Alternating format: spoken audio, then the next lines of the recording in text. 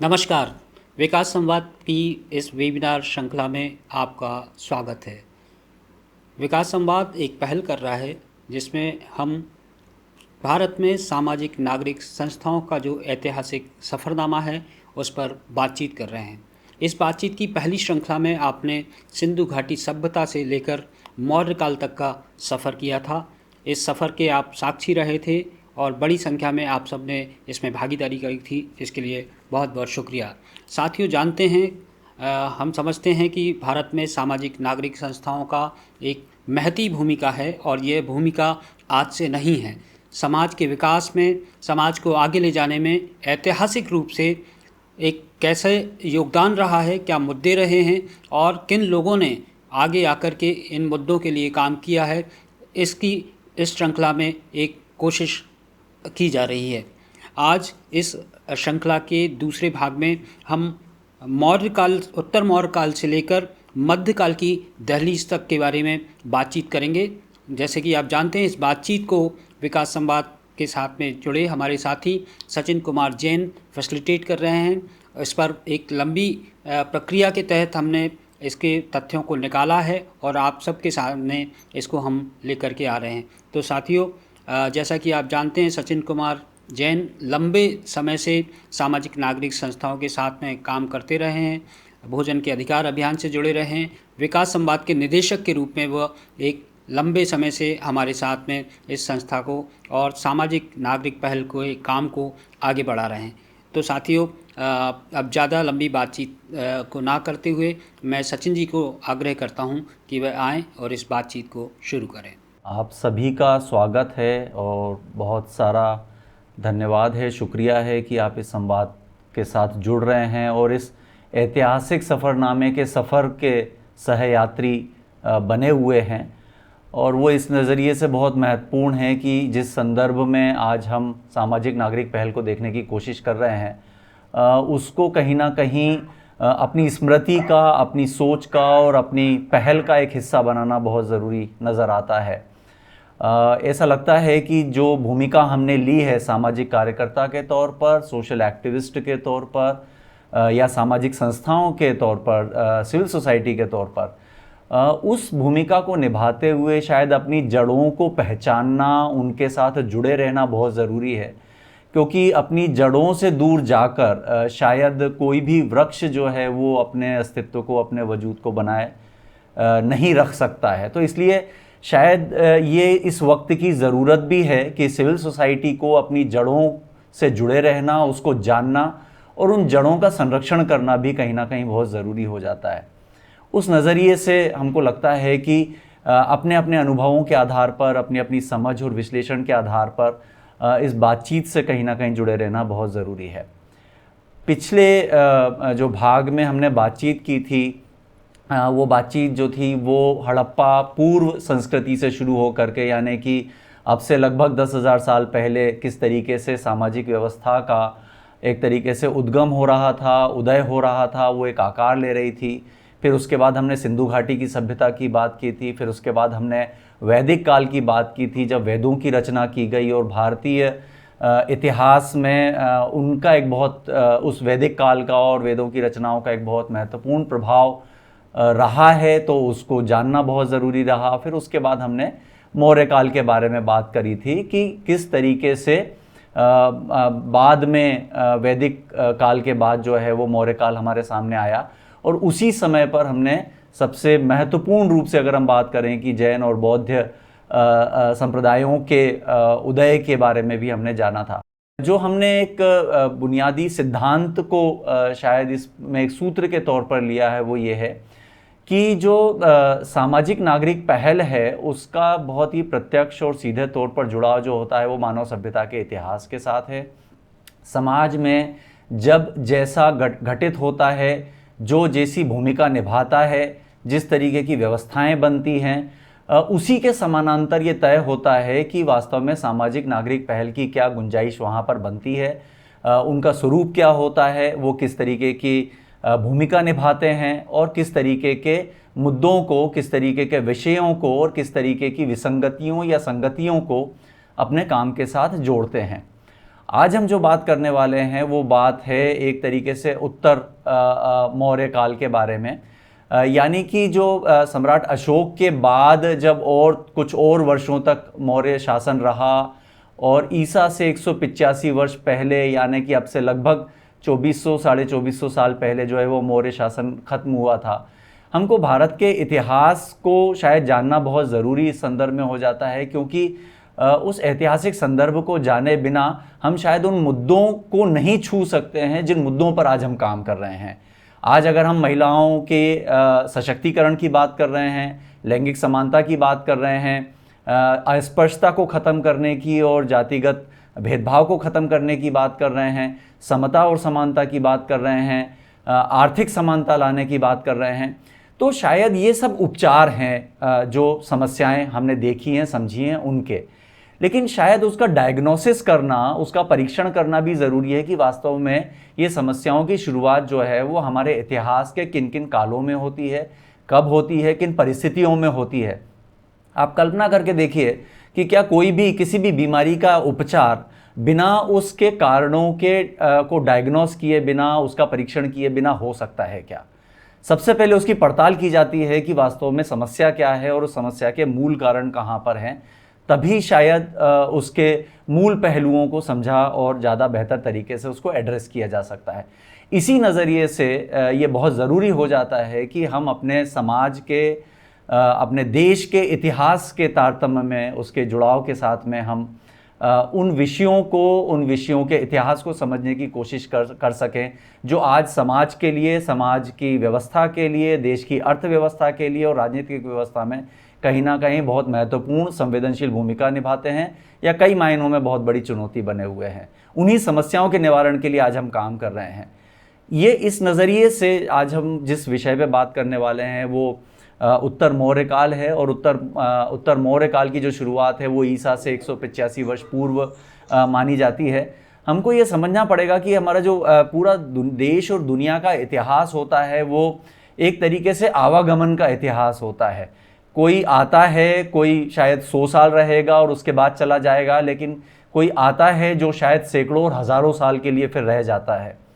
वो हमारी संस्कृति का हिस्सा बन जाता है, हमारे विश्वासों का हिस्सा बन जाता है, वो हमारी पूरी संस्कृति को बहुत गहरे तक प्रभावित कर देता है। अगर ये पूरी की पूरी परिस्थितियों को अगर हम समझने की कोशिश करते हैं तो शायद हम ये जान सकते हैं कि जिस तरीके के टकराव समाज में आज पैदा हो रहे हैं, चाहे वो धर्म के नाम पर हों, संप्रदाय के नाम पर हों, भाषा के नाम पर हों, संस्कृति के नाम पर हों, वर्ण के नाम पर हों, शायद उन टकरावों को ख़त्म करने की एक जो गुंजाइश है, वो आत्मविश्वास है, वो शायद और ज़्यादा हमको अपने अंदर नज़र आता है। मौर्य शासन का जो अंत हुआ उसके बाद में जो है वो भारत में इंडो ग्रीक यानी कि भारतीय यूनानी, जिनको हम यवन कहते हैं, वो आए, शक आए, पार्थियन यानी पहलव आए, कुषाण आए, यानी कि दुनिया के अलग अलग कोनों से भारत में लोग आए। भारत पश्चिमी विश्व से जुड़ा, चीन से भी लोग आए, ईरान से भी लोग आए, ईरान यूरोप की सीमाओं से भी लोग आए। तो ये पूरे जब हम उस दौर को देखते हैं तो मौर्य शासन का अंत के साथ में जब हम देखते हैं कि सिकंदर वापस गए और उसके बाद एक तरीके से पूरी दुनिया की नज़र जो है वो भारतीय आयामों पर, मैं भारत की सीमाएं नहीं कहूँगा, भारत को किसी और भूगोल के नज़रिए से नहीं देखूंगा, बल्कि भारत के डोमेन्स के रूप में बात करूंगा कि भारत के आयाम कितने व्यापक थे भूगोल, समाज और संस्कृति के संदर्भ में। तो ये अलग अलग समुदाय जो है वो अलग दुनिया के अलग अलग कोनों से आए, उन्होंने भारत में अपनी सत्ता को, अपने शासन को स्थापित करने की पहल की। जो भी ये पूरी आगमन हुए, जिनको हम शायद आक्रमण भी कह सकते हैं, जिसको हम युद्ध की पृष्ठभूमि भी कह सकते हैं, लेकिन उसके पीछे कहीं ना कहीं कोई ना कोई बहुत महत्वपूर्ण कारण हमको देखने की ज़रूरत ज़रूर समझ में आती है। मौर्य शासन के अंत के बाद शुंग वंश का शासन स्थापित हुआ और भारत में एक तरीके से ये देखें कि व्यवस्थित ढंग से साम्राज्यों की स्थापना, राज्यों की स्थापना, राजशाही की स्थापना की जो पूरे देश में एक तरीके की प्रक्रिया शुरू हुई, वो हमको वहाँ से नज़र आती है। और इसके क्या संदर्भ है वो हम आगे देखने की ज़रूर कोशिश करेंगे। और जब शुंग वंश स्थापित हुआ, शुंग वंश के बाद कण्व वंश का शासन रहा, इसके बाद शक और पहलव को पराजित करके कुषाणों ने मध्य एशिया से लेकर भारत में बनारस तक अपने शासन को फैलाया। तो अपने आप में ये बहुत मुश्किल है कि भारत की सीमा रेखा को हम कहाँ खींचेंगे, कहाँ तक मानेंगे कि भारत कहाँ तक एक तरीके से रहा है।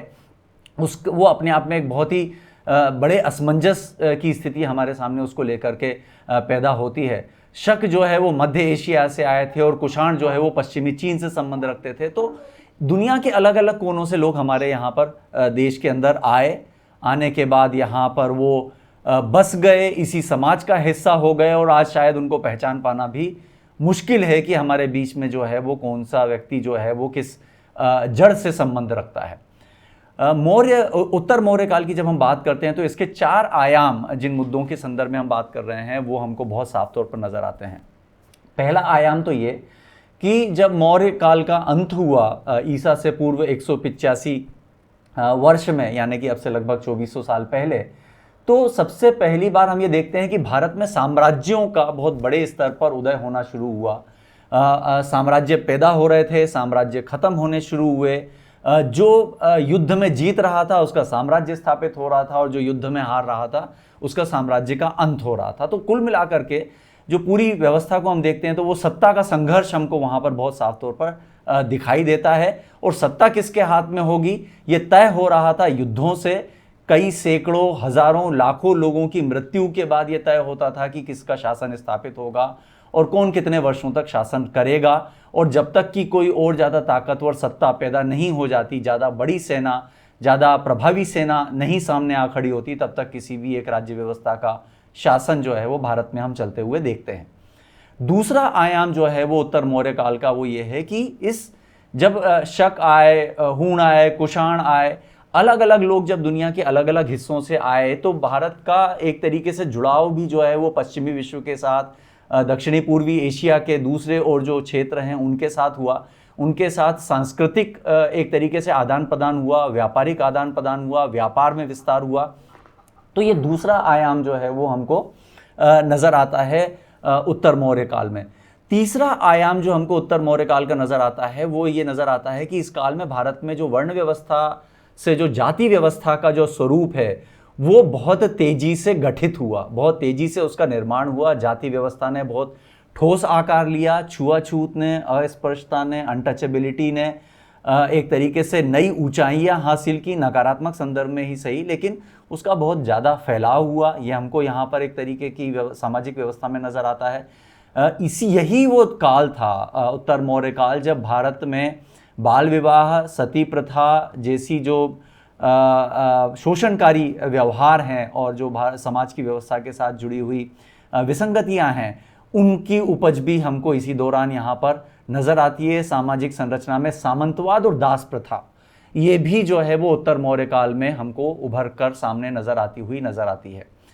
चौथा आयाम यह है कि आध्यात्म के स्थान पर जो पूरी प्रक्रिया एक तरीके से ऋग्वेद से शुरू हुई और उसके पहले हम जिस तरीके से सिंधु घाटी सभ्यता में आध्यात्म को जिस रूप में देखते हैं, जबकि प्रकृति को सबसे ज़्यादा महत्वपूर्ण जीवन में माना गया था और ये माना गया था कि मानव जीवन का जो अस्तित्व है वो प्रकृति से ही संचालित है। और उसका एक तरीके से सूत्र हमको ऋग्वेद में भी दिखाई दिया था, जब ऋग्वेद में कुल जमा जो है वो 33 देवी देवताओं के बारे में संदर्भ लिया गया था। 33 देवता माने गए थे, ईश्वर माने गए थे। उन्हीं के साथ को उनको ही अगर हम देखते हैं तो वो सब भी एक तरीके से प्रकृति के प्रतीक के तौर पर थे। लेकिन इसके बाद जब हम देखते हैं तो उस व्यवस्था में भी एक बात नज़र आती है कि आध्यात्म से पूरी तरह से एक तरीके से धर्म और धर्म के भीतर संप्रदाय की जो पूरी एक परिकल्पना है उसने बहुत आकार लिया। जातियों में विभाजन हुआ तो मानव समाज जो है वो एक पहचान वाली इकाई ना रह गया और उसके अंदर एक तरीके से लिंग के आधार पर, वर्ण के आधार पर, वर्ग के आधार पर, जातियों के आधार पर, सत्ता शक्ति के आधार पर कई तरीके के विभाजन होने शुरू हुए। तो ये चौथा आयाम हमको नज़र आता है। पांचवा आयाम जो हमको सवाल खड़ा करता है वो पांचवा आयाम ये है कि जब हम अपने पूरे ऐतिहासिक साक्ष्यों के ऊपर नज़र डालते हैं तो हमको ये समझ में आता है कि क्या इस दौर में भारत में कहीं पर भी आदिवासी या आदिम जनजाति या मूल निवासियों का कहीं कोई अस्तित्व था या नहीं था। ये तो कभी नहीं माना जाता है कि भारत में कोई भी ऐसा दौर रहा है जब मूल निवासियों का और आदिवासियों का एक तरीके से अस्तित्व ना रहा हो। लेकिन जब हम पूरे ऐतिहासिक संदर्भ के ऊपर नज़र डालते हैं तो हमको ये नज़र आता है कि वो सबसे ज़्यादा अनछुआ पहलू है, उसके बारे में तथ्यों की बहुत कमी है, उसके बारे में एक तरीके से बहुत ही जो गंभीर काम होना चाहिए था वो काम वहाँ पर नहीं हुआ। और हमको जो एक तरीके से आदिवासी समाज का इतिहास में जो स्थान है वो स्थान हमको यहाँ पर नज़र नहीं आता है। तो एक तरीके से एक जो अभाव है पांचवें आयाम के तौर पर हमको उत्तर मौर्य काल में जो है वो बहुत साफ तौर पर यहाँ पर दिखाई देता है। तो इन 5 आयामों को हम अलग अलग स्तरों पर इस पूरी बातचीत में समझने की और उसके साथ जोड़ने की कोशिश करेंगे कि किस रूप में हम इस पूरी व्यवस्था को ढलते हुए देखते हैं। सबसे जो महत्वपूर्ण बात इन 1300-1400 सालों के इतिहास में हमको जो नज़र आती है, ईसा पूर्व 185 से लेकर लगभग 1200 ईसा पश्चात तक, इसमें हमको ये समझ में आता है कि सत्ता जो है वो इस बात से तय होती थी कि वास्तव में सबसे ज़्यादा ताकतवर कौन है, सेनाओं की ताकत किसके पास है, सबसे ज़्यादा जो हिंसात्मक जो पूरी घटनाएं होती हैं, जो युद्ध होते हैं, उसमें विजयी कौन शामिल होता है। और सबसे पहली शुरुआत अगर हम देखते हैं मौर्य काल के ख़त्म होने की, जो शुरुआत ही एक तरीके से हिंसा के साथ होती है। ईसा पूर्व 185 में मौर्य वंश के शासन का अंत हुआ था। आखिरी मौर्य शासक जो है वो ब्रह्मदत्त थे और उन्हीं के सेनापति पुष्यमित्र शुंग ने उनकी हत्या की थी।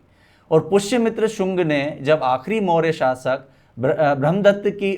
की हत्या की, उसके बाद जो है वो शुंग वंश का एक तरीके से शासन स्थापित हुआ। और उन्होंने ईसा पूर्व 185 से लेकर ईसा पूर्व 73 तक, यानी कि 112 साल जो है वो शुंग वंश ने शासन किया। मौर्य शासन के खत्म होने के साथ, मौर्य शासन का अगर हम बात करते हैं तो भारत का लगभग 70% हिस्सा जो है वो एक समय पर मौर्य शासन के अधीन था। इसलिए हम ये कह सकते हैं कि लगभग पूरे भारत के ऊपर व्यापक तौर पर मौर्य शासन का एक तरीके से साम्राज्य था, उनका आधिपत्य था। तो जैसे ही मौर्य वंश की समाप्ति हुई, वैसे ही नए नए साम्राज्यों का उदय होना भारत में शुरू हो गया। और उसके बाद जो है वो देश के अलग अलग हिस्सों में, उत्तर पूर्व में, उत्तर पश्चिम में, मध्य क्षेत्र में, और उसके बाद हम देखते हैं तो दक्षिण पूर्व में और दक्षिण पश्चिम में और सुदूर दक्षिण में अलग अलग वंशों का शासन हमको अलग अलग स्तरों पर दिखाई देता है। तो मौर्य वंश के शासन के अंत के साथ जो है वो देश में कई छोटे बड़े साम्राज्यों की स्थापना, अलग अलग वंशों के शासन की शुरुआत वहाँ पर हमको दिखाई देती है। महत्वपूर्ण बात, दूसरी बात ये दिखाई देती है कि ये जब हम देखते हैं कि शुंग वंश ने तो शासन अपना स्थापित कर लिया, लेकिन फिर इसके बाद जो है वो शुंग वंश का भी अंत हो गया और उसके बाद सातवाहन वंश की स्थापना जो है वो सिमुक ने की। उन्होंने 23 साल शासन किया और सिमुक के भाई ने, जिनका नाम कान्हा था, उन्होंने ही सिमुक की हत्या कर दी और उसके उत्तराधिकारी बन गए। इसके अलावा हम उदाहरण में देखते हैं कि दक्षिण में चालुक्य वंश के पुलकेशिन ने पल्लव राजा महेंद्र वर्मन प्रथम को युद्ध में हराया और फिर महेंद्र वर्मन के पुत्र नरेंद्र वर्मन ने चालुक्यों को युद्ध में हरा दिया और पुलकेशिन द्वितीय की युद्ध में मृत्यु हो गई। तो कुल मिलाकर के अगर जब हम व्यवस्था के बारे में कल्पना करते हैं तो ये जो पूरा इतिहास है हमको ये बताता है कि क्या वास्तव में देश में शासन स्थापित करने के लिए केवल हिंसा और युद्ध ही एकमात्र रास्ता हो सकते हैं। शायद उन्हीं ऐतिहासिक अनुभवों से सीखते हुए लोकतंत्र की अवधारणा ने जो है वो एक तरीके से आकार लिया और ये माना कि राजशाही की व्यवस्था में, साम्राज्यों की स्थापना में कहीं पर भी लोगों के मानस की, लोगों की अपेक्षाओं का कोई प्रतिनिधित्व नहीं होता है, उनके मन की बात का कोई प्रतिनिधित्व नहीं होता है। वास्तव में सभ्यता का एक मानक यह माना जाना चाहिए कि लोग किस तरीके की शासन व्यवस्था चाहते हैं, लोग किसको जो है वो एक तरीके से शासन की बागडोर देना चाहते हैं, ये निर्णय लोग खुद कर सकें, जनता खुद कर सके। शायद ये जो उन 2-3 हज़ार सालों का अनुभव हमारे सामने दिखाई देता है, उससे ही लोकतंत्र की इस अवधारणा के बारे में एक बहुत बुनियादी जो संदर्भ है वो स्थापित होता है। क्योंकि लोकतंत्र के माध्यम से ही बिना युद्धों के और बिना हिंसा के एक तरीके से शासन व्यवस्था को स्थापित किया जा सकता है और कायम किया जा सकता है। ये एक बुनियादी बात जो है वो सबसे महत्वपूर्ण नजर आती है। दूसरी बात ये नजर आती है कि जब लोकतंत्र के माध्यम से शासन व्यवस्था स्थापित होगी तो शायद राज्य का जो धर्म का स्वरूप है या उसका जो सामाजिक स्वरूप है वो उस तरीके से निर्धारित नहीं होगा जैसा कि राजा चाहते हैं। अगर वो बौद्ध धर्म में विश्वास रखते हैं तो वो चाहेंगे कि पूरी दुनिया, पूरे देश में जो है वो बौद्ध धर्म का प्रसार हो। कोई अगर हिंदू समाज से आता है, कोई द्रविड़ विचार से आता है, तो ऐसा ना हो कि वो उसी नज़रिए से उन चीज़ों को चले, लेकिन वो समाज की संस्कृति और समाज की पहचान जो है वो उसको ज़रूर महत्व दे और समाज की जो अपेक्षाएं हैं उसके मुताबिक वो भूमिकाओं को निभाए। इस नज़रिए से हमको ये चीज़ जो है वो बहुत महत्वपूर्ण यहाँ पर नज़र आती है। यहाँ पर जब हम देखते हैं कि जब शुंग वंश की स्थापना हुई और मौर्य वंश का अंत हुआ, तो उसके बाद जो सबसे महत्वपूर्ण घटनाएं पूरे देश में घटना शुरू हुई, वो एक चीज़ ये हुई कि भारत में धर्मशास्त्र, या जिसको हम मनुस्मृति कहते हैं, उसकी रचना हुई। और धर्मशास्त्र को हम ये मानते हैं कि ये इसके मनुस्मृति के बारे में माना जाता है कि ईसा पूर्व 200 वर्ष में, यानी कि अब से लगभग 2400 साल पहले मनुस्मृति की रचना की गई थी। और जो प्रमाण हैं, जो इसके बारे में वैज्ञानिक शोध हुए हैं, उसके बारे में यही माना जाता है कि लगभग ईसा से 200 साल पहले, यानी कि अब से लगभग 2400 साढ़े 2400 साल पहले मनुस्मृति की रचना हुई थी। और उसके बारे में कुछ जो संकेत मिलते हैं वो ये मिलते हैं कि जो पुष्यमित्र शुंग थे वो खुद एक तरीके से ब्राह्मण विचार से संबंध रखते थे, तो उनके निर्देश पर सुमति भार्गव नाम के एक ब्राह्मण ने मनु के नाम से इसकी रचना की थी। तो ये जब हम इतिहास के नज़रिए से हम बात करते हैं, हम एक तरीके से कथानक के नज़रिए से नहीं, कथाओं के नज़रिए से नहीं, काव्य के नज़रिए से नहीं, लेकिन जब वैज्ञानिक दृष्टिकोण के नज़रिए से बात करते हैं तो ये बात हमारे सामने दिखाई देती है। शुंग वंश का शासन स्थापित हुआ था मौर्य वंश के शासक की हत्या से, लेकिन शुंग के जो शासक थे देवभूति, उनकी भी हत्या उन्हीं के मंत्री वासुदेव ने कर दी थी। और वासुदेव ने ही कण्व वंश की स्थापना की और फिर कण्व वंश ने जो है वो दुनिया के ऊपर शासन स्थापित किया। तो इसका मतलब ये है कि मौर्य शासन को देखें हम, शुंग शासन को देखें या कण्व शासन को देखें, इसके बाद कण्व शासन के भी जो अंतिम शासक थे सुशर्मन, उनको सातवाहन वंश के जो प्रवर्तक थे सिमुक, उनने पद से हटा दिया था और उसके बाद उसके दायरे को बहुत सीमित कर दिया था। तो ये जो पूरी प्रक्रियाएं चलती हैं वहाँ पर हमको ये शायद इन 2-3 हज़ार सालों के इतिहास से एक समझ तो विकसित होनी चाहिए कि हम वास्तव में सभ्यता के अगले मुकाम तक पहुँचते हुए किस तरीके के समाज की व्यवस्था हम स्थापित करना चाहते हैं। इसी समानांतर तौर पर अगर हम देखते हैं तो ईसा से पूर्व 223 में जब सिकंदर की मृत्यु हुई, तो उसके बाद जो है वो इंडो ग्रीक यानी कि भारतीय यूनानी जो है वो भारत में आए, जिनको बैक्ट्रियन कहा जाता है या भारतीय यूनानी या इंडो ग्रीक कहा जाता है, वो यहाँ पर आए और उनके ही एक शासक मेनेंदर थे, जिनको उनके दौर में जो काव्य रचे गए, ग्रंथ रचे गए, उसमें मिलिंद भी कहा जाता है, वो एक शासक बने और उन्होंने सिंधु घाटी के नदी से लेकर के जो है वो पंजाब तक का अपना दायरा फैलाया। और वो मेनेंदर जो थे बैक्टीरियन समाज थे या इंडो ग्रीक वंश से, वो बौद्धों से इतने प्रभावित हुए कि उन्होंने बौद्ध धर्म अपना लिया। तो यहाँ पर हमको एक बात ये समझ में शायद समझने की एक संकेत मिलते हैं, एक स्पष्टता निकल के आती है कि जो साम्राज्य आए वो किस नज़रिए से और किस धर्म से प्रभावित हुए, उसको उन्होंने अपनाया और उसी को आगे विस्तार करने की कोशिश की। क्योंकि मेनेंदर ने भी एक मिलिंद पन्हो नाम के एक ऐसे ग्रंथ की रचना करवाई जो एक तरीके का संवाद था बौद्ध मूल्यों के ऊपर, जीवन मूल्यों के ऊपर, और उस ग्रंथ को जो है वो एक तरीके से बौद्ध विश्वास में महत्वपूर्ण माना गया। उस वक्त तक भारत में जो है वो बुद्ध की भी उस तरीके से पूजा नहीं होती थी, लेकिन चूंकि मेनेंदर जो थे वो यूनान की संस्कृति से आते थे और यूनान में प्रतीकों का बहुत महत्व रहा, इसलिए उन्होंने बुद्ध को एक तरीके से प्रतीक के रूप में स्थापित किया। पूजा के स्थान नहीं थे, पूजा के स्थान स्थापित किए, बुद्ध की छवि का निर्माण किया और उनकी पूजा करना शुरू की। इसके पहले जो है वो एक तरीके से बुद्ध की पूजा की व्यवस्थाएं भी जो है वो भारत में नहीं थी। तो ये चीज़ हमको यहाँ पर नजर आती है कि जब एक राज्य व्यवस्था किसी धर्म से प्रभावित होती है तो वो किस तरीके से आगे वो भूमिका निभाती है। फिर इसके बाद जब शक आए तो शक मूलतः जो है वो मध्य एशिया के निवासी थे और मध्य एशिया और उत्तर पश्चिमी चीन के बीच में एक तरीके से घुमंतू आदिवासी समुदाय यूची रहा करता था। उनको चारे की जरूरत पड़ती थी और वो चारे की जरूरत को पूरा करने के लिए चीन में प्रवेश करते थे, लेकिन चीन का जो साम्राज्य था वो इस आदिवासी समुदाय को चीन में प्रवेश करने से रोकता था और इनको रोकने के लिए जो चीन की सीमाएं थीं, उन सीमाओं पर समय समय पर बड़ी बड़ी दीवारें खड़ी की जाती थी और उन दीवारों को एक समय के बाद जोड़ भी दिया गया। इसलिए जब जब हम अपने सामान्य ज्ञान की किताबों में और अपने स्कूल की किताबों में पढ़ते हैं तो चीन की दीवार का उल्लेख आता है। तो चीन की दीवार वास्तव में इसलिए निर्मित की गई थी ताकि जो आदिवासी आते थे मध्य एशिया से, वो मध्य एशिया से आदिवासियों को चीन में प्रवेश ना करने दिया जा सके। और इसलिए अलग अलग समय पर जो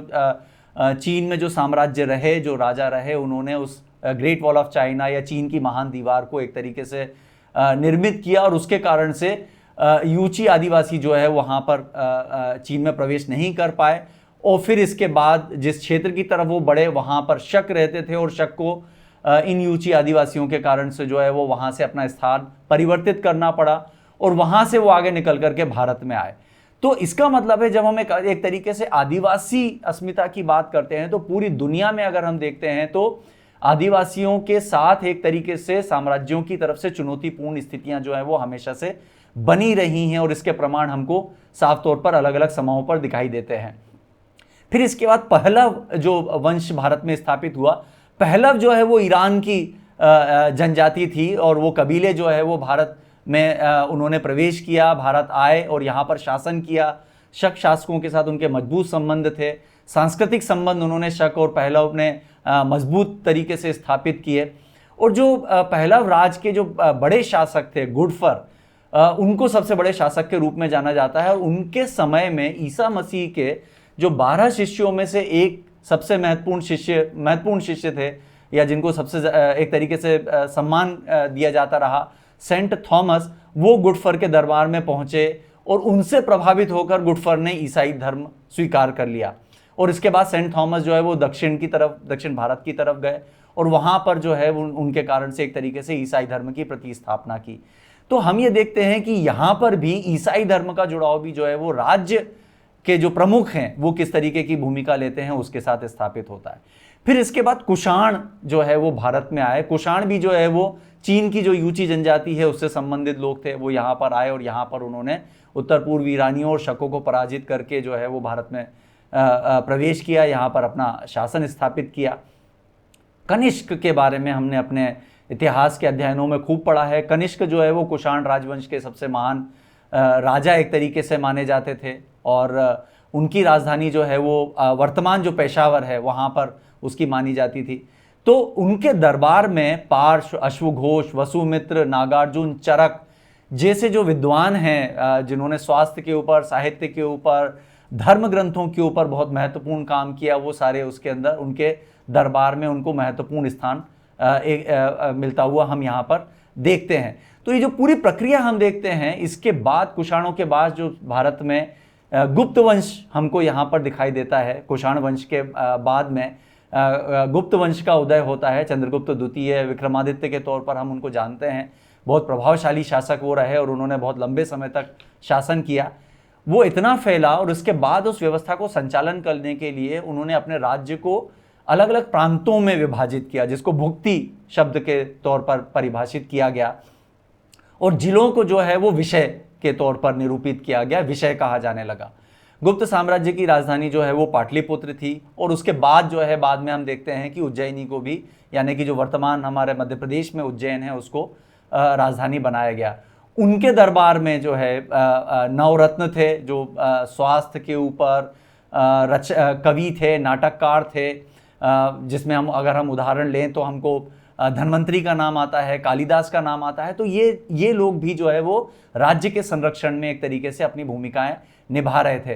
तो एक चीज़ हमको ये देखना बहुत ज़रूरी है कि जहाँ पर कवियों को, साहित्यकारों को या अलग अलग क्षेत्र में विशेषज्ञों को साम्राज्यों ने, सम्राटों ने संरक्षण दिया, उन्होंने एक तरीके से उन्हीं धार्मिक मान्यताओं को और ज़्यादा प्रगाढ़ बनाया जो उस वक्त की राज्य शासन व्यवस्था चाहती थी। जिस तरीके के धर्म का प्रचार राज्य व्यवस्था चाहती थी, उसी तरीके के धर्म ग्रंथ, उसी तरीके के साहित्य ग्रंथ रचे गए, उसी तरीके के गीत गाए गए, उसी तरीके के काव्य रचे गए। ये सारी चीज़ें हमको बार बार अलग अलग क्षेत्रों में बहुत साफ तौर पर नज़र आती हैं। गुप्त वंश कई कारणों से माना जाता है, उसको कई मायनों में बहुत अच्छा काल कहा जाता है, लेकिन एक महत्वपूर्ण बात यह है कि गुप्त काल में ही भारत में एक तरीके से सती प्रथा के, जब हम सामाजिक मुद्दों की बात करते हैं तब हमको ये समझ में आता है कि सती प्रथा के प्रमाण, सती प्रथा होने के संकेत गुप्त काल में ही दिखाई देते हैं। भगवत शरण उपाध्याय एक इतिहासकार हैं, उन्होंने गुप्त काल का सांस्कृतिक इतिहास नाम की एक बहुत सुंदर एक उनकी किताब है, उनका एक अध्ययन है। उन्होंने ये लिखा है कि गुप्तकालीन साहित्य, स्मृतियों और काव्यों में समाज में महिलाओं की जो स्थिति है उसमें खासतौर पर विधवाओं के अस्तित्व के बावजूद, मतलब विधवाओं का अस्तित्व था, उसके बावजूद भी सती प्रथा का आचरण जो है वो एक तरीके से स्वीकार्य आचरण था। कालिदास ने भी जो अपना पतिवत मर्गरा पद लिखा उसमें सती धर्म का उल्लेख किया, और इतना ही नहीं, एक कवि के रूप में तो उन्होंने सती धर्म को प्राणी मात्र के लिए ही नहीं बल्कि जिनमें चेतना नहीं है ऐसे लोगों के लिए भी एक स्वाभाविक व्यवस्था, स्वाभाविक प्रथा माना। बृहस्पति ने भी जो है वो सती धर्म के निर्वाह के लिए महत्वपूर्ण माना। वेदव्यास ने भी विकल्प के तौर पर इसे स्वीकार किया।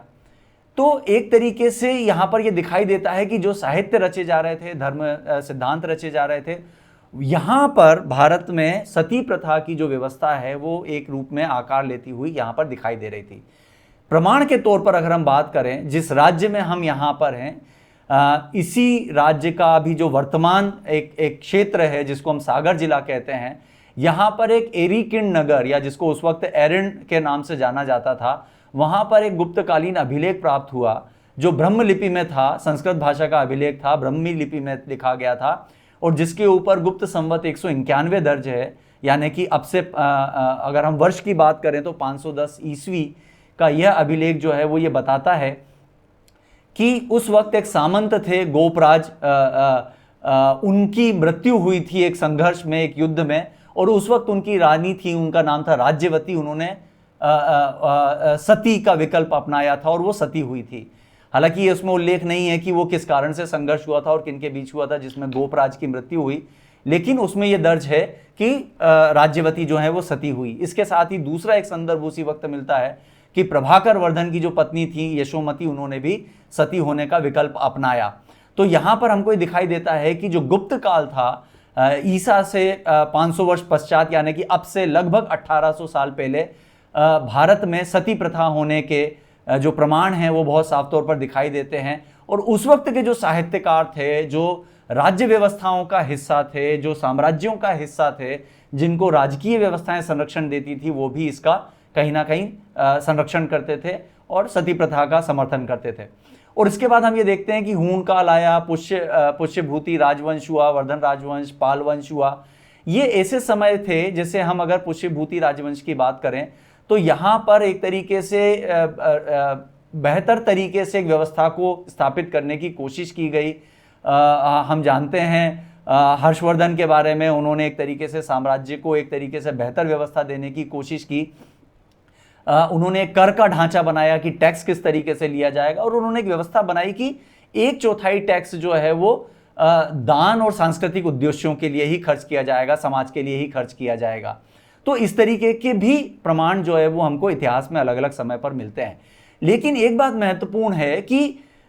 समाज में किस तरीके की व्यवस्था होगी, अंततः राजा या सम्राट के विचार के ऊपर और उसकी जो अपनी एक तरीके से सांस्कृतिक धार्मिक मान्यताएं थी उसके ऊपर बहुत हद तक निर्भर करता था। वहां पर कोई एक तरीके से बहुत साफ ये बात नजर नहीं आती है कि वो समाज के किन्हीं निर्धारित मूल्यों के आधार पर जो है वो पूरी व्यवस्थाओं का निर्माण हो रहा हो, वहां पर दिखाई नहीं देता। पाल वंश में हम देखते हैं तो नालंदा विश्वविद्यालय को उन्होंने पुनर्जीवित किया और उन्होंने उसके लिए बहुत सारे दान दिए। नालंदा विश्वविद्यालय अच्छे से चल सके और शिक्षा का प्रचार प्रसार हो, इसके लिए उन्होंने 200 गांवों का दान दिया था कि वो 200 गांवों की जो व्यवस्था होगी, उससे जो आय होगी, उससे जो राजस्व हासिल होगा, उससे जो है वो नालंदा विश्वविद्यालय का संचालन किया जा सकेगा। फिर इसके बाद विक्रमशिला विश्वविद्यालय की भी स्थापना हुई। तो हमको ये दिखाई देता है कि राजाओं में अलग अलग स्तरों पर कुछ पहल हुई और ये उनके अपने स्वभाव और उनके अलग अलग स्वरूपों के ऊपर दिखाई देती है। एक चीज अब तक अगर हम जो राज्य व्यवस्था की हम बात करते हैं तो उसमें एक बात ये नजर आती है कि उत्तर मौर्य काल में जिस तरीके की राज्य व्यवस्था आकार ले रही थी, उसमें राज्य व्यवस्था को या सत्ता को बनाए रखने के लिए एक तरफ तो धार्मिक सिद्धांतों की रचना की जा रही थी, पुराण रचे जा रहे थे, धर्मशास्त्र रचे जा रहे थे, उपनिषद रचे जा रहे थे, जिनमें यह कहा जा रहा था कि राजा किस तरीके का होना चाहिए, स्त्री को कैसे भूमिका निभानी चाहिए, विवाह कैसे होगा, कौन किससे विवाह कर सकता है, किस तरीके की छुआछूत की व्यवस्था होगी, कौन जो है सामाजिक व्यवस्था में ऊंचा होगा, कौन सामाजिक व्यवस्था में नीचा होगा, ये सारी चीज़ें जो हैं वो अलग अलग तरीके की स्मृतियों में हमको जो है वो दिखाई देती हैं। और इसका एक तरीके से एक रूप हम देखें तो ये धर्म के सिद्धांत बने तो स्वाभाविक तौर पर समाज उसका प्रतिकार कर पाने की स्थिति में नहीं रहा, क्योंकि जो पूरी व्यवस्थाएं बन रही थी उसके पीछे कहीं ना कहीं कुछ इस तरीके के सिद्धांत बहुत महत्वपूर्ण भूमिका भी निभा रहे थे, जिनमें वर्ण व्यवस्था, जाति, जातियों के परस्पर संबंध, रिश्ते नाते, क्षत्रिय और ब्राह्मण यानी कि राजा और पुरोहित की श्रेष्ठता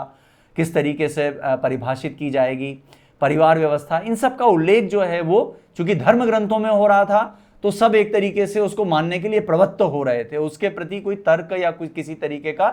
प्रतिकार जो है, वैचारिक प्रतिकार जो है वो वहां पर तत्काल नजर नहीं आता था। इससे क्या है, शासक को समाज के ऊपर अपना नियंत्रण बनाए रखने में कहीं ना कहीं बहुत मदद मिलती रही। दूसरी तरफ जो है वो सम्राट और व्यवस्था के जो प्रमुख थे वो युद्धों में जुटे रहे, और युद्ध होने से एक तरीके से समाज को भी संकेत मिलता रहता था कि उनकी जो राज्य व्यवस्था है वो बहुत बलशाली है, बहुत शक्तिशाली है, और उसको बदलने की मांग नहीं की जा सकती है, या अगर कुछ गलत होता है तो उसका प्रतिकार नहीं किया जा सकता है, क्योंकि बल जो है वो जो युद्ध हो रहे थे उन युद्धों से कहीं ना कहीं एक तरीके का संकेत पूरी समाज में जाता था, और समाज में एक तरीके से ये एक रूप में कहें तो ये भय भी रहता था कि राज्य व्यवस्था का प्रतिकार किया जाना संभव नहीं है। और तीसरी बात जो अगर हम ये देखें तो वही चीज हमको दिखाई देती है कि ये पूरा एक दौर दिखाई देता है जिसमें पूरे देश में अलग अलग जो वंश थे वो उन वंशों के सम्राट जो हैं वो देश में धार्मिक स्थानों का निर्माण करा रहे थे, बड़े बड़े भव्य मंदिरों का निर्माण करा रहे थे, स्थापत्य कला को संरक्षण दे रहे थे, बहुत पत्थरों की कला को संरक्षण दे रहे थे, बड़े मंदिरों का निर्माण करवा रहे थे। तो इससे एक तरीके से जो है वो संवेदनात्मक जो जुड़ाव है वो समाज के साथ उनका एक अलग रूप में बन रहा था, और उससे ही एक रूप में अगर हम ये कहें कि ये माना जाने लगा था कि राजा जो है वो तो धर्म का प्रतीक है, तो इसलिए चूंकि मंदिरों का निर्माण हो रहा है, भव्य मंदिरों का निर्माण हो रहा है, तो उससे भी एक तरीके से समाज का जो नजरिया है वो समाज के प्रति स्वीकार्यता का, सहमति का ही हमको वहां पर नजर आता है। तो ये पूरी प्रक्रिया में अगर हम देखते हैं तो यहाँ पर अलग अलग तरीके की व्यवस्थाएं हमको नजर आती हैं। फिर इसके बाद जब हम देखते हैं कि तो गुर्जर और प्रतिहार वंश में जो है वो एक तरीके से यहाँ पर जो राज्य व्यवस्थाएं हैं वहाँ पर एक तरीके से गवर्नेंस के सिस्टम्स हमको यहाँ पर दिखाई देते हैं कि ग्रामपति की यहाँ पर अवधारणा दिखाई देती है कि गांव जो है वो स्थानीय तौर पर प्रशासित हो रहा था, यानी कि राजा ने भी जो है वो साम्राज्यों ने भी जो है हर गांव के स्तर तक अपने प्रशासन की व्यवस्था जो है उसको स्थापित किया था, और कहीं ना कहीं उसका एक तरीके से आकार लेना शुरू हो गया था। ये पूरे दौर ऐसे थे जिसमें एक तरीके से युद्ध लड़ने वाले यानी कि जो क्षत्रिय थे, और जो ज्ञान की बात करने वाले थे, जो धर्म के संदेश प्रचार करने वाले थे यानी कि ब्राह्मण, इनको एक तरीके से बहुत महत्वपूर्ण स्थान मिलता रहा। ये हमेशा जो है वो इस पूरे काल में अगर किसी साम्राज्य ने बौद्ध विचार को अगर संरक्षण दिया तो भी ब्राह्मण और क्षत्रिय को जो है वो समानांतर रूप से संरक्षण प्रदान किया। तो ये चीज हमको यहाँ पर दिखाई देती है। एक चीज जो हमको महत्वपूर्ण लगती है इस पूरे इतिहास में, वो सातवाहन वंश का जब शासन आया, ईसा पूर्व प्रथम सदी में वो शुरू हुआ था, और उसके बाद लगभग 200 से ज़्यादा सालों तक इनका एक तरीके से शासन रहा, और इन्होंने एक तरीके से प्रशासन की सबसे छोटी इकाई ग्राम के स्तर तक यानी गांव के स्तर तक स्थापित की, और गांव का जो अध्यक्ष हुआ करता था उसको ग्रामिक कहा गया। तो यहाँ पर हमको ये दिखती है कि एक बात व्यवस्था बनाने की बात हुई। दूसरा सबसे महत्वपूर्ण तत्व हमको जो दिखाई देता है सातवाहन वंश के दौरान,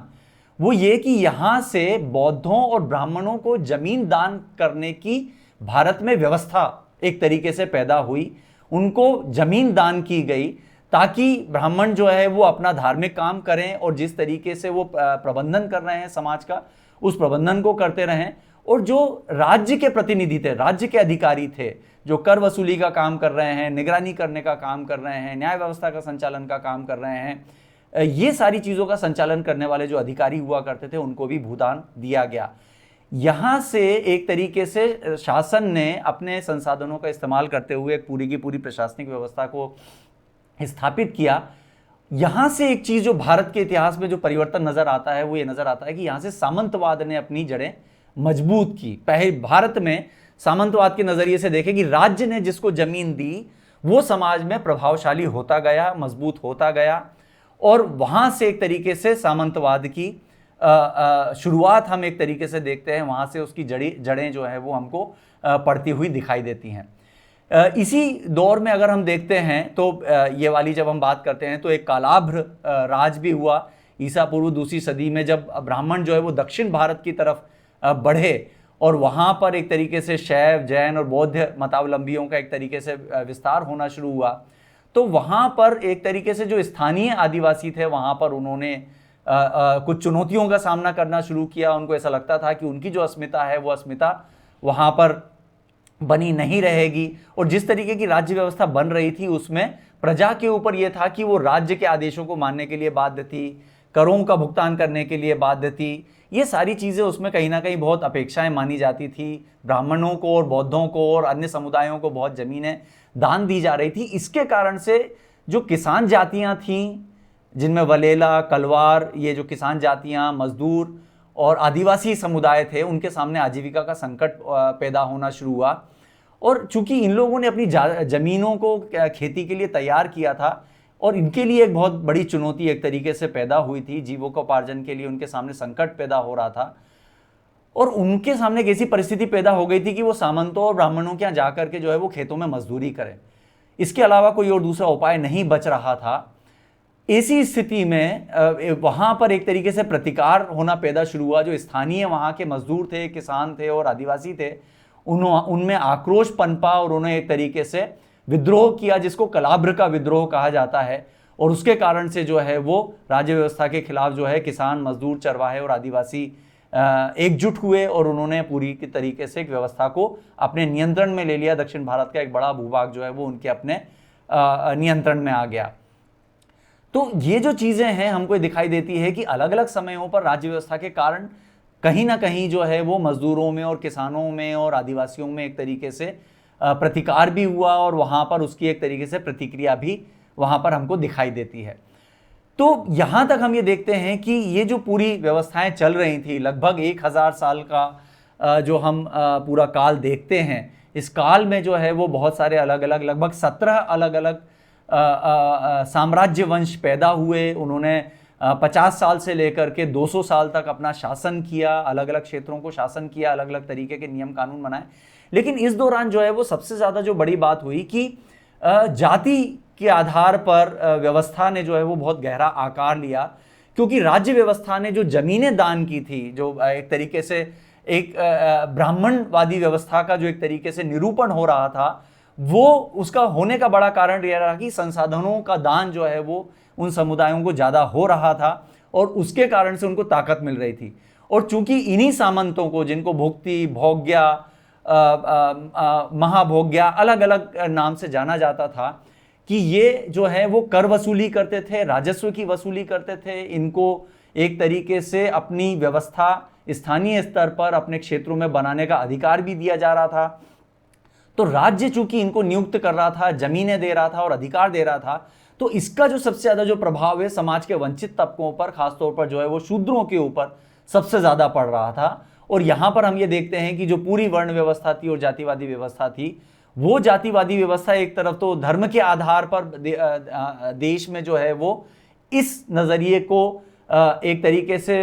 वैधानिक मान्यता दे रही थी कि हाँ, जाति व्यवस्था होनी चाहिए। और फिर राज्य व्यवस्था ने भी इस तरीके का व्यवहार किया, जमीनों का दान दिया प्रभावशाली तबकों को, उनको अधिकार दिए, जिससे एक तरीके से ये पूरी की पूरी व्यवस्था जो है वो और गहरा आकार लेती गई। ये चीज हमको यहां पर दिखाई देती है।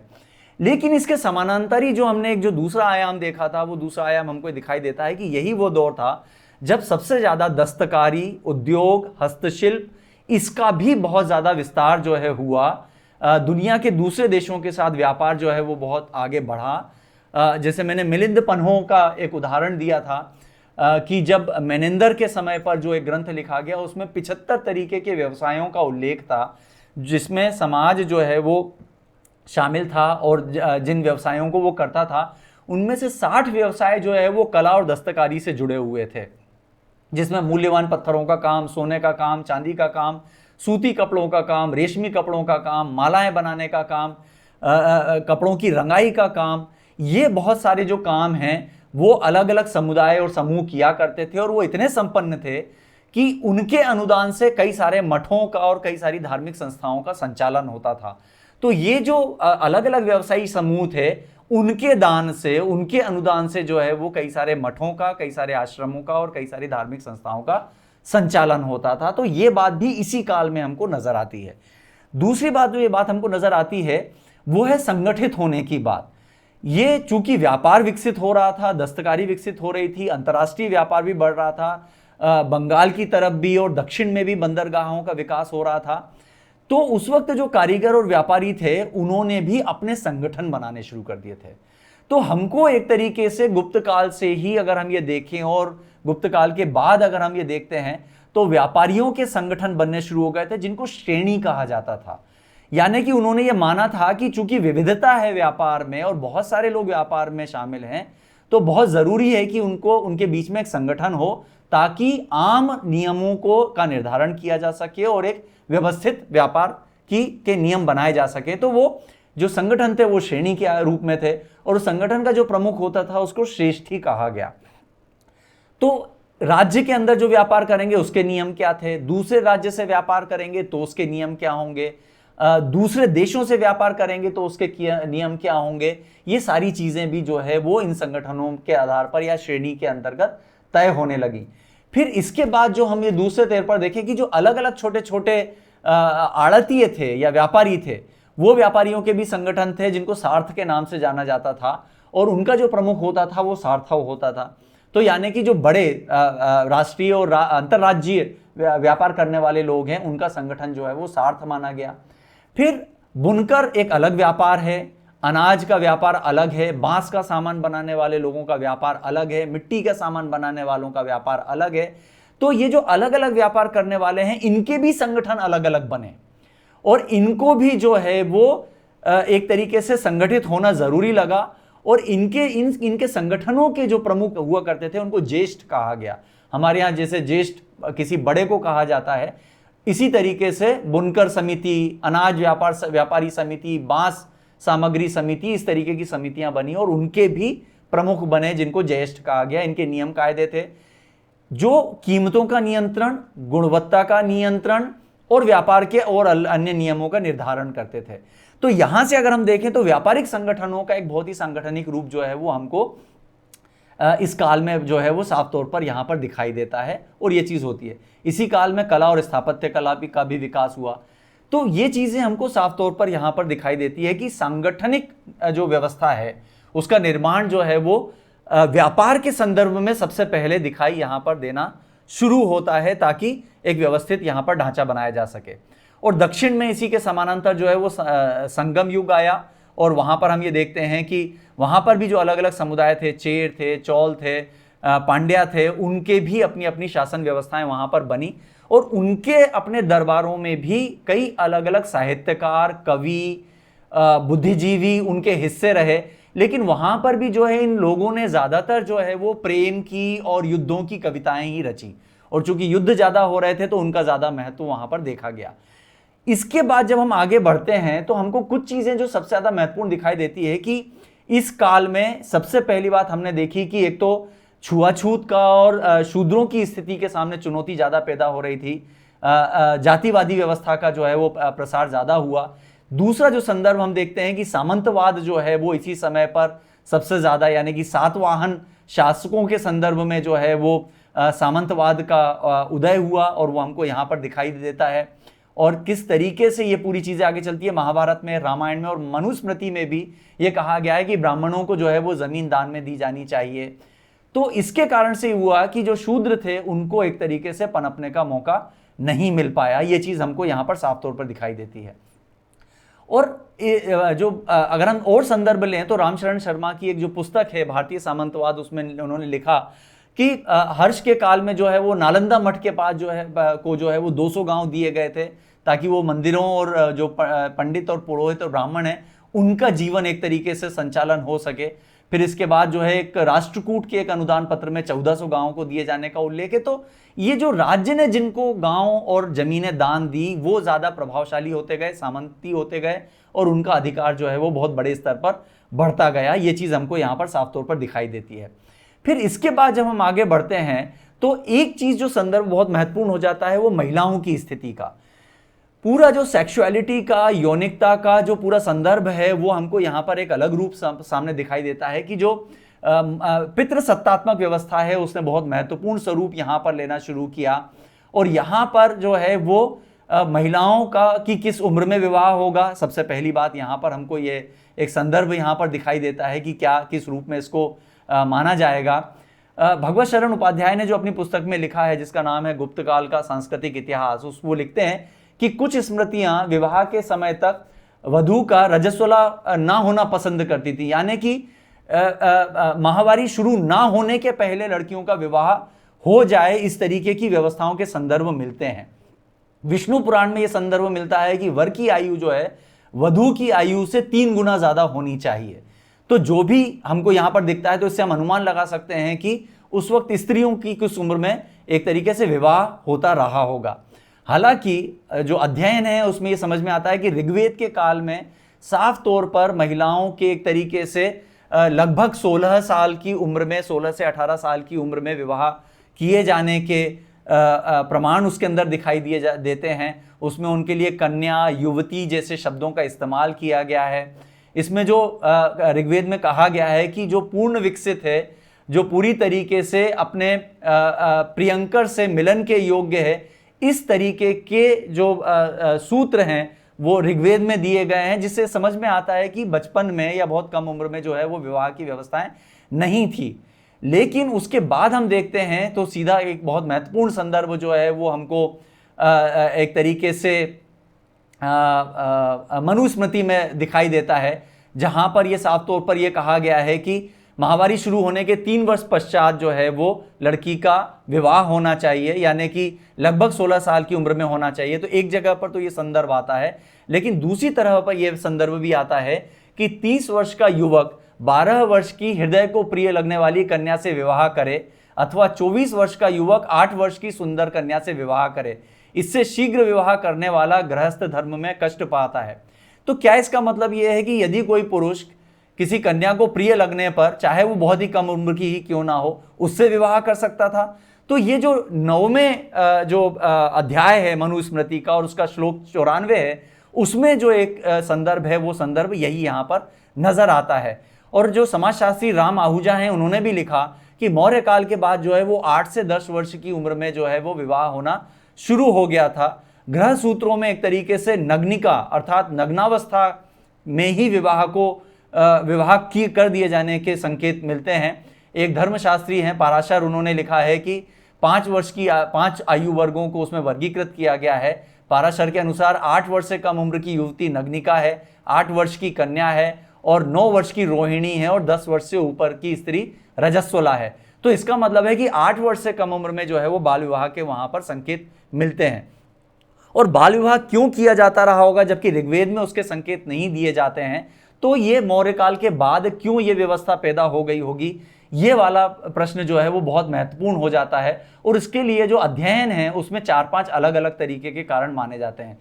एक कारण तो ये माना जाता है कि ईसा के बाद जब हम ये देखा कि बौद्ध और जैन धर्म का एक तरीके से प्रसार होने लगा, उसका महत्व बढ़ने लगा, जातिवाद के कारण से लोग जो हैं वंचित तबकों के लोग खास तौर पर और जो शोषण का सामना कर रहे थे, उन्होंने बौद्ध और जैन धर्म को अपनाना शुरू कर दिया। उनमें बहुत सारी युवतियां जो हैं वो जैन और बौद्ध धर्म से प्रभावित होने लगी, महिला भिक्षु बनने लगी।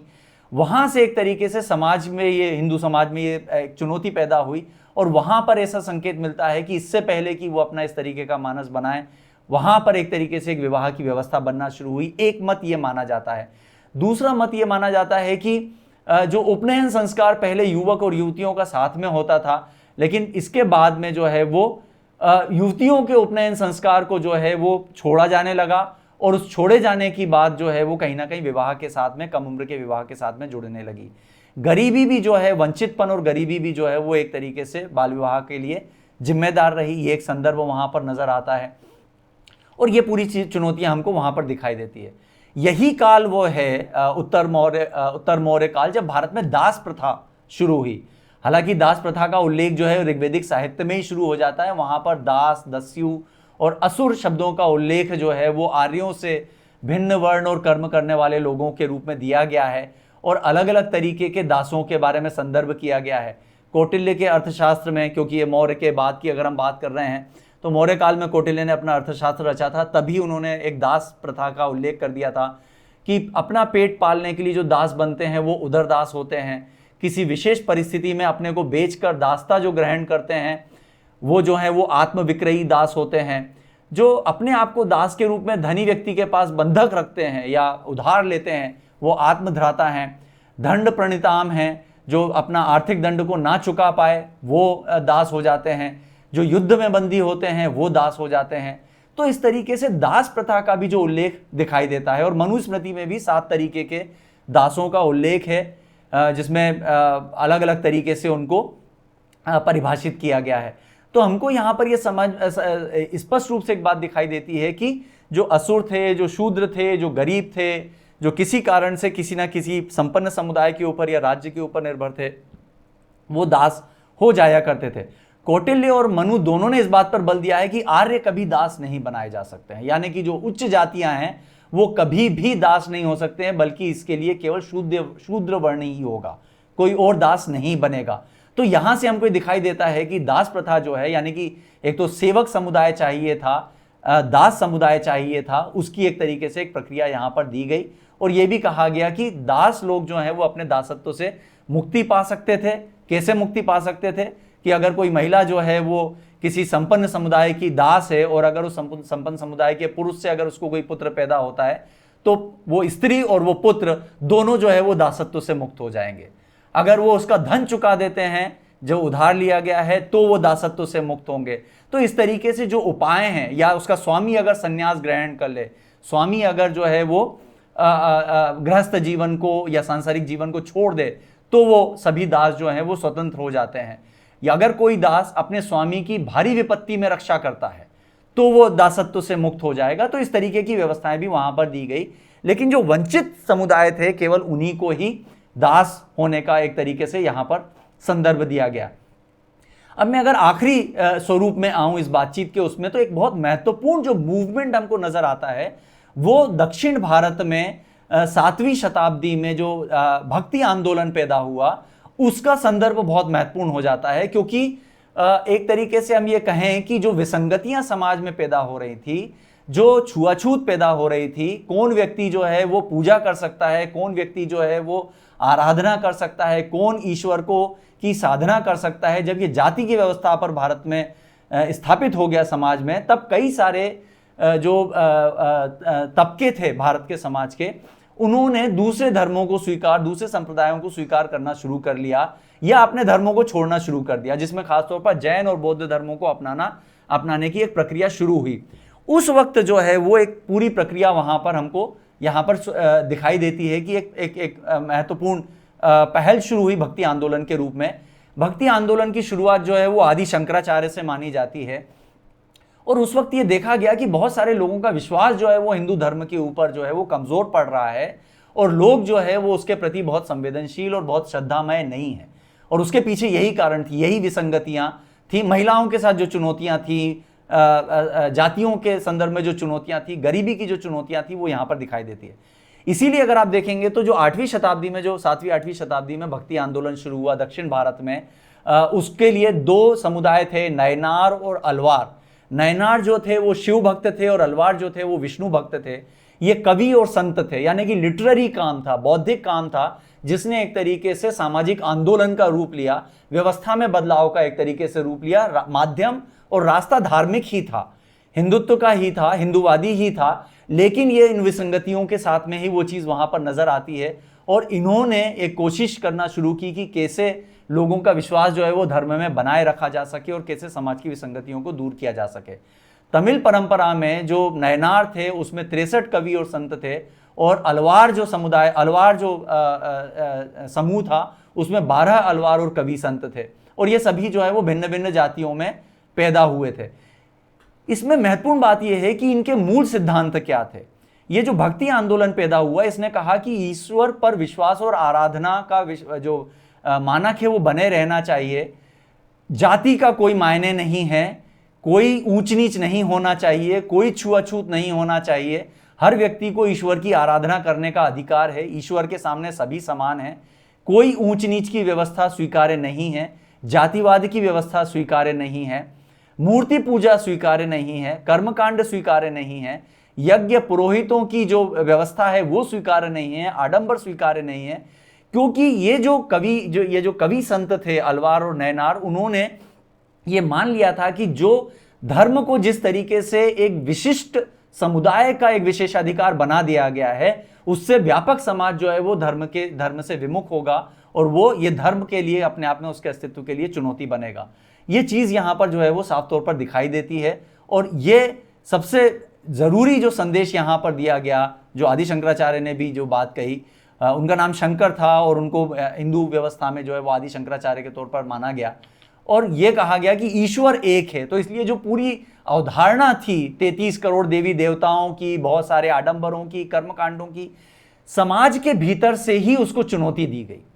और इसी के कारण से जो है वो एक तरीके से ये पूरा जो आंदोलन है वो दक्षिण भारत से शुरू हुआ और फिर उसके बाद उत्तर भारत में गया। हालांकि कहा यह भी जाता है कि भारत में इस्लाम के आने के कारण से हिंदू धर्म के सामने चुनौतियां पैदा हो रही थी और कई सारे लोग जो हैं वो इस्लाम धर्म को मानने के लिए बाध्य किए जा रहे थे। लेकिन इतिहासकारों का ये कहना है कि जिस दौर में दक्षिण भारत में भक्ति आंदोलन पैदा हो रहा था, उस दौर में मुसलमानों का प्रभुत्व दक्षिण भारत में नहीं था। उत्तर भारत में वो शुरू हुआ था, दक्षिण भारत में नहीं था। अगर वो एक कारण होता तो भक्ति आंदोलन उत्तर भारत से शुरू होना चाहिए था, जो कि उत्तर भारत से शुरू नहीं हुआ, दक्षिण भारत से शुरू हुआ। और उसके कारण जो है वो समाज के भीतर की विसंगतियां थी। और ये हम देखते हैं यहां पर कि इसी के कारण से नैनार और अलवार दोनों ही परंपराओं में महिला संतों को भी स्थान दिया गया। अंडाल एक महिला कवियत्री थी, महिला संत थी, उनको जो है वो अलवार परंपरा में स्थान दिया गया और उन्होंने बहुत हिम्मत के साथ में जो है वो हिंदू मान्यताओं को चुनौती दी। वो विष्णु के अपने आप को विष्णु के एक तरीके से प्रेम में प्रस्तुत करती थी और उसको उन्होंने एक तरीके से ये कहा कि वो कोई मूर्ति रूप नहीं है, वो एक लौकिक रूप हैं और उनको वो महसूस कर सकती हैं। उन्होंने उस तरीके से एक प्रस्तुत किया। लेकिन उन्होंने सारी ये चुनौतियों को जो है वो विसंगतियों को, रूढ़िवादिता को एक तरीके से चुनौती दी। इसी तरीके से नैनार परंपरा में जो है करईक्काल और अम्मैयार थी, जो एक धनी व्यापारी की पुत्री थी, शिव को अपना आराध्य मानती थी और उन्होंने भी अपने पति के घर को छोड़ दिया और एक तरीके से इस आंदोलन में बहुत महत्वपूर्ण भूमिका निभाई। तो हमको ये नजर आता है कि जब ये आंदोलन शुरू हुआ तो ये बात को कि महिलाओं को स्थान दिया जाना जरूरी है धार्मिक परंपराओं में, धार्मिक व्यवहारों में, हमको भक्ति आंदोलन में ये बात यहाँ पर दिखाई देती है। और आदि शंकराचार्य ने इसमें निश्चित रूप से एक बहुत महत्वपूर्ण भूमिका निभाई थी। एक और महत्वपूर्ण हमको जो इस पूरे मामले में व्यक्ति दिखाई देते हैं वो बासवन्ना दिखाई देते हैं। बासवन्ना की कुछ पंक्तियां हैं जिनको शायद हमको सुनना बहुत जरूरी है। उनकी पंक्तियां हैं, धनी लोग शिव के लिए मंदिर बनाएंगे, मैं एक गरीब आदमी, मैं क्या करूं, मेरे पैर हैं स्तंभ, शरीर मंदिर है और सिर ही है स्वर्ण शिखर। हे मिलती नदियों के स्वामी, सुनो, जो स्थिर है गिर जाएगा एक दिन, जो गतिशील है रहेगा 700 सदा। तो ये जो वासवन्ना ने जो एक तरीके से कहा और जिस रूप में वो अपने आप को सामने रखते थे, वो एक दार्शनिक भूमिका में थे, राजनीतिक भूमिका में थे और उन्होंने एक तरीके से ब्राह्मण परिवार में वो पैदा हुए, लेकिन उन्होंने पूरी जो एक तरीके से रीति रिवाजों के खिलाफ मोर्चा खोला। उन्होंने जो भी आडंबर थे, कुरीतियां थी, उनको चुनौती दी, अंधविश्वास को चुनौतियां दी। जब उनका खुद का उपनयन संस्कार हो रहा था तभी उन्होंने उसी उपनयन संस्कार में उसका विरोध किया और एक तरीके से वो सिद्धांतों को मान रहे थे लेकिन वो आडंबरों को स्वीकार करने के लिए तैयार नहीं थे। और उन्होंने एक तरीके से भक्तिमय साधना पर जोर देते हुए ब्राह्मणों के नेतृत्व में मंदिरों में पूजा और अनुष्ठान जो होते थे उसका खंडन किया और उसके स्थान पर प्रतीक रूप में उन्होंने अपने लिए एक छोटे शिवलिंग को धारण करके शिव की आराधना करना शुरू की। और सबसे महत्वपूर्ण बात यह थी कि उन्होंने ये कहा कि ये सभी जातियों के लिए ये खुला हुआ है और इसके लिए उन्होंने शरण आंदोलन की शुरुआत की। और इसके कारण से जो है वो शूद्रों का, जो वंचित जातियां थी, उन जातियों का भी एक तरीके से उनके प्रति लगाव बढ़ा और उन्होंने एक रूप में धर्म को एक तरीके से सबके लिए खोलने की कोशिश शुरू की। उन्होंने ये कहा था कि अगर उनका कोई अनुसरण करना चाहता है, बासवन्ना ने कहा कि अगर कोई उनका अनुसरण करना चाहता है तो उन्हें 7 सिद्धांतों का पालन करना पड़ेगा। चोरी नहीं करना है, हिंसा नहीं करना है, झूठ नहीं बोलना है, क्रोध से दूर रहना है, एक दूसरे का सहयोग करना है, दुख का सामना करना है और अहंकार से दूर रहना है और किसी भी तरीके के आडंबर में शामिल नहीं होना है। तो जब उन्होंने इन सिद्धांतों को प्रतिपादित किया तो समाज के जो वंचित तबके थे वो उनके साथ बहुत गहराई से जुड़े। तो यहां पर हमको ये चीजें दिखाई देती है कि पूरी एक व्यवस्था जो है वो यहां पर इस पूरे उत्तर मौर्य काल में समाज के भीतर एक तरीके से जो पूरा ताना बाना गढ़ा जा रहा था, जिसमें लैंगिक जो व्यवस्थाएं थी, जो जेंडर बेस्ड सिस्टम हम बात कहते हैं, वो हमको यहां पर बनते हुए दिखाई देते हैं। जाति व्यवस्था जो है वो बहुत ही ठोस और प्रभावी आकार में यहां पर बढ़ते हुए दिखाई देती है। दास प्रथा हमको इसी काल में दिखाई देती है। सती प्रथा और सामंतवाद इसी दौर में हमको आकार लेते हुए दिखाई देते हैं। और इसी के बाद 300, 400, 500 सालों की अवधि में हमको दक्षिण भारत में भक्ति आंदोलन पैदा होता हुआ दिखाई देता है, जो समाज के भीतर से ही पैदा होता है। सामाजिक आंदोलन या सामाजिक नागरिक पहल जो है वो समाज के बाहर से पैदा नहीं होती है, वो कहीं से आयातित नहीं होती है। समाज के भीतर रहने वाले, उसी व्यवस्था को जानने और समझने वाले व्यक्ति, जिनमें चेतना होती है, जिनमें एक समझ होती है, वो खड़े होते हैं और वो खड़े होकर के अपने आप में उस व्यवस्था को बदलने के लिए अपनी भूमिका खुद निर्धारित करते हैं, उसके लिए अपने अलग अलग तरीके अपनाते हैं। और हम यहाँ पर देखते हैं कि धर्म के आधार पर, धर्म के नाम पर जो विसंगतियाँ पैदा हुई, अलग अलग धार्मिक ग्रंथों के आधार पर जो विसंगतियाँ पैदा हुई, राजशाही व्यवस्था के कारण से, साम्राज्य की व्यवस्था के कारण से जो विसंगतियाँ पैदा हुई, उनको बदलने के लिए समाज के भीतर के ही चेतनाशील लोग, अलवार और नयनार जैसे लोग और वासवन्ना जैसे लोग उसी समाज के अंदर से सामने से खड़े होते हैं और उसी समाज के भीतर रहते हुए उन विसंगतियों को चुनौती देते हैं, उनको बदलने की बात करते हैं, जिनके कारण से समाज वास्तव में उन मूल्यों से दूर होता है जो एक सभ्य समाज के मूल्य माने जा सकते हैं। तो ये जो दौर है लगभग 1200 ईस्वी तक का, यहाँ पर हमको ये बात बहुत साफ तौर पर स्पष्ट रूप से दिखाई देती है कि किस रूप में ये पूरी की पूरी व्यवस्था गढ़ी जाती है और फिर उसके बाद उसको बदलने की पहल यहाँ पर शुरू होती है। ये पूरी इस नज़रिए से शायद हमको इस पूरे संदर्भ को देखने की ज़रूरत है। और ये पूरे जो प्रमाण हैं, हमने बहुत सीमित प्रमाण अपने संदर्भ में लिए, लेकिन जब हम व्यापक नज़रिए से बात करते हैं तो और ज़्यादा संदर्भ हमको इसमें दिखाई देते हैं। इसलिए बहुत ज़रूरी है कि हम समाज की समस्याओं, इन सब को जो है वो पूरे उस इतिहास के संदर्भ में, उन ऐतिहासिक घटनाओं के नज़रिए से देखने की कोशिश करें। उनको केवल भावनात्मक नज़रिए से नहीं देखा जा सकता है, उनको केवल श्रद्धा के नज़रिए से नहीं देखा जा सकता है, लेकिन एक स्तर पर उनको विवेक और तर्कों के नज़रिए से देखने की ज़रूरत है, तथ्यों के नज़रिए से परखने की ज़रूरत है, ताकि आज जब हम जिन समस्याओं का निवारण करने की कोशिश कर रहे हैं, जिस नए समाज के निर्माण की हम बात कर रहे हैं, सामाजिक बदलाव की हम बात कर रहे हैं, उस सामाजिक बदलाव के पीछे किस तरीके की सोच की आवश्यकता है और कैसे उसको आकार दिया जा सकता है, उसके लिए हमको शायद इस पृष्ठभूमि को जानना भी बहुत महत्वपूर्ण हो सकता है। इसी बात के साथ मैं अपना जो चर्चा है इसको यहाँ पर रोकता हूँ। इसमें जो भी आपके प्रश्न होंगे, आपके कोई इनपुट होंगे, उसके ऊपर हम लोग बात कर सकते हैं। बहुत बहुत शुक्रिया सचिन जी, आपने इस बहुत महत्वपूर्ण चर्चा के कई आयामों को हम सबके साथ में साझा किया है। निश्चित रूप से ये जो जानकारियाँ इस वेबिनार से निकल कर आई हैं, इस पूरी बातचीत से निकल के आई हैं, वह हमारे ज्ञान को और हमारी जानकारियों को समृद्ध करने वाली रही हैं। तो साथियों, आप सबने इस वेबिनार में हिस्सा लिया, आपने समय दिया, इसके लिए आपका बहुत बहुत शुक्रिया।